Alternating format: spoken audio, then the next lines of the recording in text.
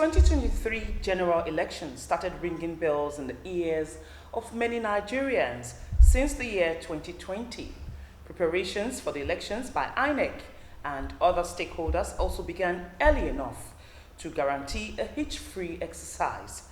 Now, the election here is already here, and the much talked about general elections is so much around the corner, such that people no longer say next year's election, but next month's election. Well, as common with every election year in Nigeria, the campaigns and other activities for the exercise are already on top gear.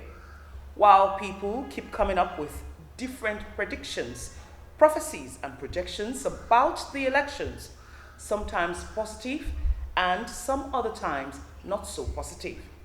Of course, such prophecies and projections with accompanying tensions and apprehensions are always expected in January that precedes the February election.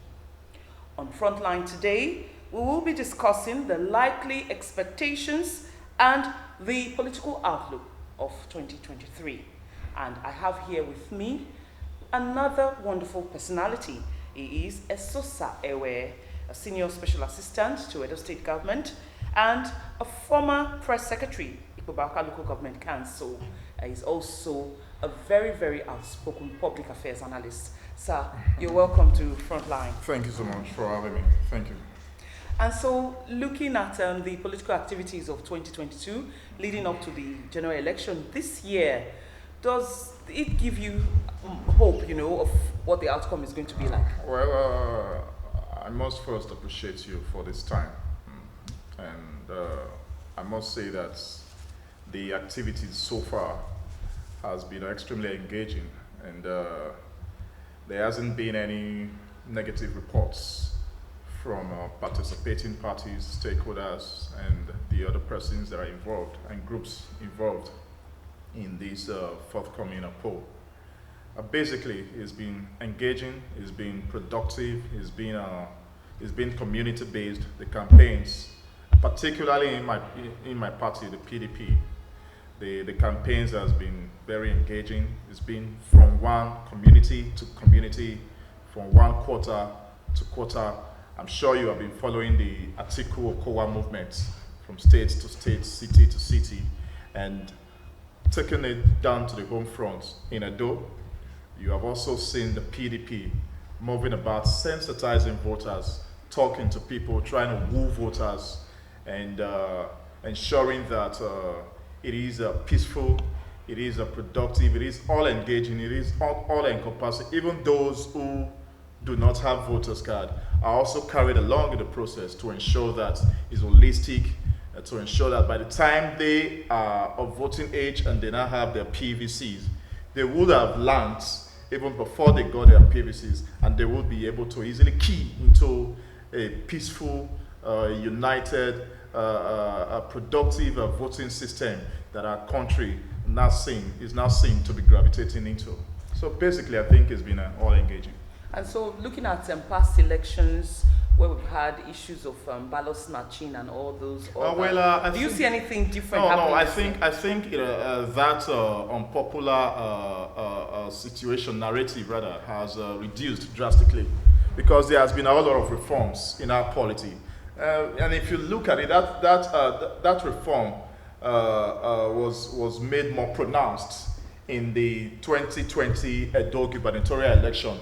From that time up until now. So from that time up until now, there's been a whole lot of reforms in the polity. There's been a whole lot of recommendations. There have been a whole lot of policy recommendations and all of that. And all these things has been infused into a political and electoral map. And because of that, you can't even be bold enough to go and snatch a ballot box today, because you'll just be embarrassing yourself. So everything is basically electronic. It's electronic based. As immediately you're voting, the results of the votes are real time, are taken to the INEC server and all of that. So you can do your ballot box snatching as it used to be. But I'm very happy with the current situation.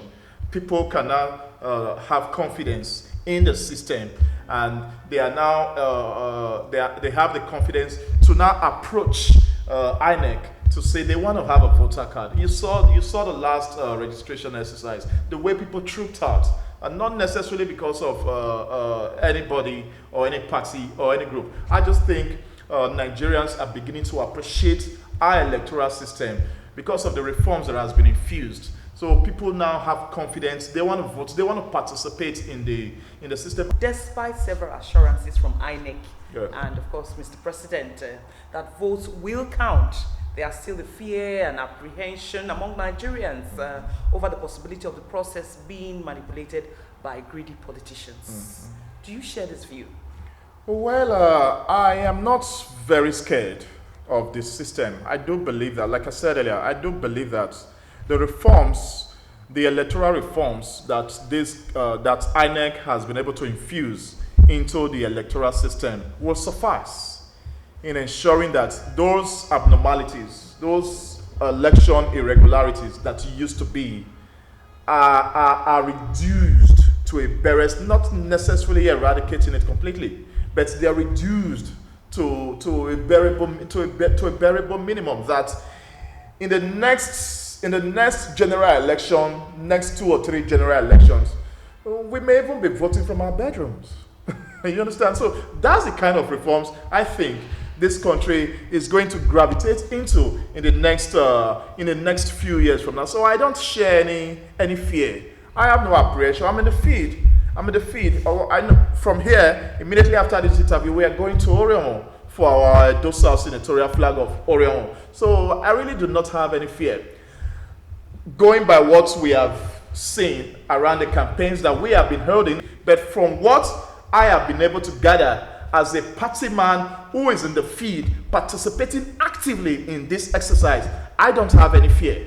I just believe that come February 25, which is the presidential election and the National Assembly election, Nigerians are going to troop out en masse. Let's not go into politics now or party blame. Let's go down to the issue of insecurity because it affects everyone. What do you say about it? You know, we are experiencing a lot of insecurity now. It has come down even to Edo State. We saw the recent bandit attack on Igweben train passengers. And so, do you think this will impact, on the election?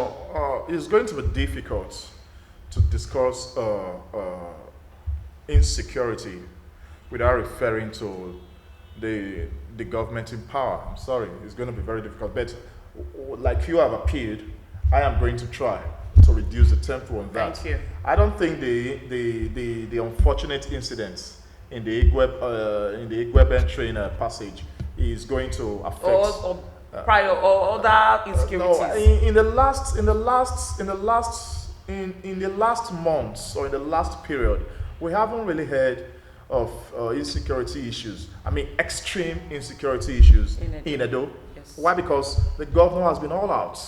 You can see the street lighting project ongoing. That is a daily project. On a daily basis, the governor continues to visit quarters to ensure that areas in Edo are light up. Then you have a joint security efforts. You have the police, you have the DSS, you have army, you have our local vigilante, you even have hunters who are now in the forests trying to fish out those bad guys who attacked the train. And only yesterday or day before, about seven victims of the kidnap were rescued by the co-joint security efforts in Edo.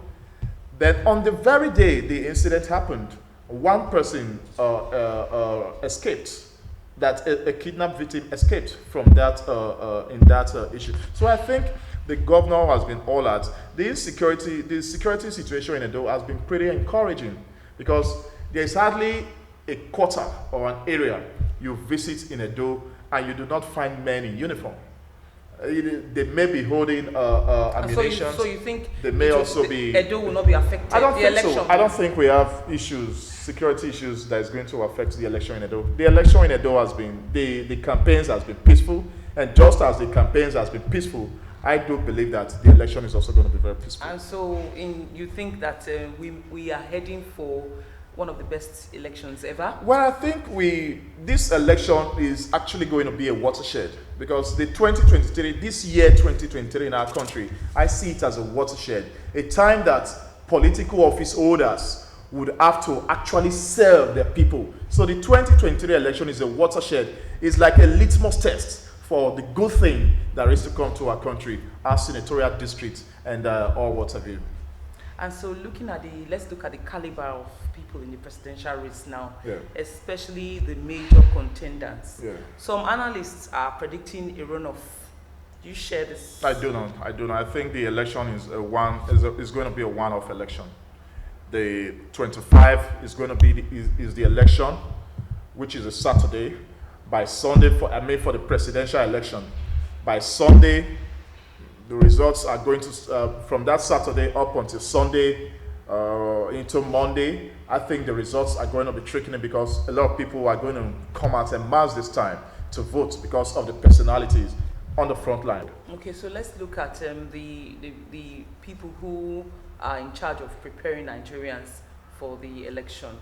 We're talking about the umpire now, INEC. So how would you rate them so far? Well, I must appreciate the INEC chairman. I must appreciate him for his doggedity, his creativity, his innovations, his reforms. It doesn't easily come by to be able to manage such a sensitive commission. We have had INEC chairmen who could not bring about a level of sanity in the past. But I think Mahmoud has been able to deploy his capacity. He has been able to deploy professionalism.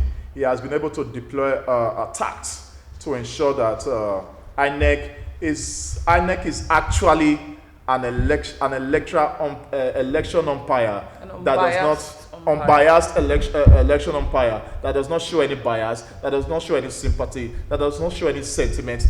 The commission is asked to conduct election, and I think the results that we emanate from the forthcoming general election will actually give credence to the professionalism and tact that Mahmoud has deployed. And so the process of one of the most important process of the election now is the collection of the PVC. Okay. Do you think how would you score the exercise? It's been smooth. It's been smooth. I give the commission kudos. It's been smooth from the registration point, from the registration exercise to collection, and this very moment. I think it's been smooth. Although pockets of reports from here and there, but I think basically we must give kudos to the commission. The collection has been smooth. There hasn't been any extreme or overblown issues that will cause that anybody has reasons or Nigerians have reasons to be worried about. Okay, so yesterday there was an announcement from the Ministry of Communication that they will be embarking on a 5-day campaign to sensitize people, to get their voter. Okay. So, as a youth now, could you please just use this medium to also talk to Edo people about this PVC collection? Well, I just want to urge our people to continue to have confidence in the system. It is no longer business as usual. People cannot rig election as it used to be these days. So I urge our people to go out en masse to get their PVCs in the villages, in the rural areas, in the communities, in the quarters, in the areas, so that they'll be able to participate in this election. Because when you don't participate in an election, you hardly can confidently complain when things don't go well. So I think people should go all out to get their voters card. And in any case, you go to the collection center to pick yours, and you see that of anybody that you may know. Just put a call through to the person to come that I've seen your card. Come and pick your card so that you'll be able to vote and participate in the election process. So I want to give INEC kudos, and I also want to urge our people to go all out. They must show confidence. They must vote. They must be able to fix, because fixing Nigeria actually starts from the voting center. Exactly. So when you do not participate in an election, you continue to complain, they work, they don't they do anything. How long are you going to continue to complain? But just try. Go and pick your PVC. Vote for a party. Vote for the person that you believe can redeem this country and bring back the lost glory of this country. In this case, Atiku Abubakar. In this case, the PDP. So I urge our people to go all out, pick their cards, and vote. And by the grace of God, 2023, I do believe, I don't know why, but I just do strongly believe, because of the issues that surround this election. You can see the way people are coming out en masse. You were there during the registration. I was there. I was always there. So I saw the way people trooped out. So I think God is going to answer our prayers and our cries in this 2023 and the years after, so that Nigeria will regain the lost glory that she had. We must find ways to change this country, and one of the very sure ways to change this country is to ensure that we all have our PVCs and we go there on February 25th and cast our vote for our candidate. And so finally, what do you think will be the general political outlook in 2023 election? And of course, we've discussed more on election, and let's post-election. What do you think will be the outlook? Post-election, after election. Well, I do believe that it depends on who we elect. But I believe that 2023 is a year of covenants between the Nigerian community and the ruling class, particularly at the presidential level. So 2023, post-election, is a year of covenant for Nigerians, and I see lights at the end of the tunnel, because we have been in the tunnel for quite a long time. And 2023, we are actually approaching the end of the tunnel. But you could still get to the end of the tunnel and it will still be dark. We've been discussing the 2023 election, the post-election and pre-election, and projecting for Nigeria politically. And of course, we had here, doing justice to this topic, Esusa Ewe, a very, very outspoken public affairs analyst, a senior special assistant to Edo State government, and of course, former press secretary to Ikobauka Local Government Council.